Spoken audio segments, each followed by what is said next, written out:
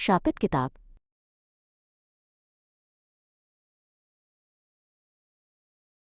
Elara को new Orleans के French quarter की एक धूल भरी पुरानी दुकान में वो किताब मिली।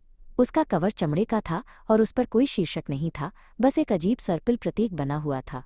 वो जीन्स और एक साधारण टी शर्ट पहने हुए थी, जो उस प्राचीन दुकान के माहौल से बिल्कुल अलग लग रही थी। उस रात अपने अपार्टमेंट में उसने किताब खोली। पन्ने खाली थे। निराश होकर उसने उसे अपनी कॉफ़ी टेबल पर रख दिया। लेकिन जब चांद की रोशनी उस पर पड़ी तो पन्नों पर स्याही की तरह शब्द उभरने लगे। किताब में सिलास नाम के एक व्यक्ति की कहानी थी, जो 19वीं सदी के लुइसियाना में रहता था। जैसे जैसे एलारा पढ़ती गई उसे एक अजीब ठंडक महसूस हुई।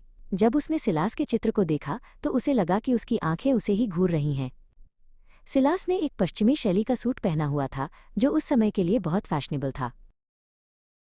अगले दिन एलारा ने कहानी में वर्णित सेंट लुइस कब्रिस्तान का दौरा किया। उसने वही मकबरा खोजा जिसका जिक्र किताब में था। उस पर वही सर्पिल प्रतीक खुदा हुआ था। जब उसने मकबरे को छुआ तो किताब की कहानी उसके दिमाग में कौंध गई। उसने सिलास को देखा, जो एक शक्तिशाली जादूगर था जिसने अपनी आत्मा को किताब में बांध दिया था ताकि वो हमेशा जीवित रह सके। वो डरकर पीछे हट गई। अब उसे एहसास हुआ कि ये कोई साधारण किताब नहीं थी, ये एक जाल था।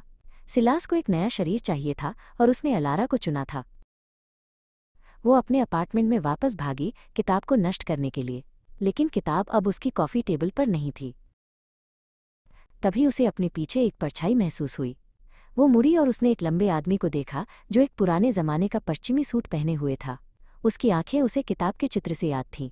तुमने मेरी कहानी का आनंद लिया? सिलास ने मुस्कुराते हुए पूछा।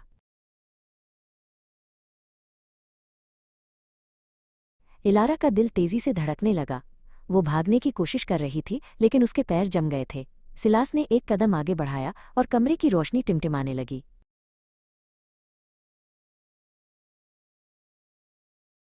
कहानी अभी खत्म नहीं हुई है, उसने फुसफुसाते हुए कहा। वास्तव में ये तो बस शुरू हो रही है। बाहर न्यू ऑर्लियंस की सड़कों पर किसी ने ध्यान नहीं दिया कि एक पुराने अपार्टमेंट की खिड़की में रोशनी हमेशा के लिए बुझ गई थी। किताब का क्या हुआ, ये एक रहस्य बना हुआ है।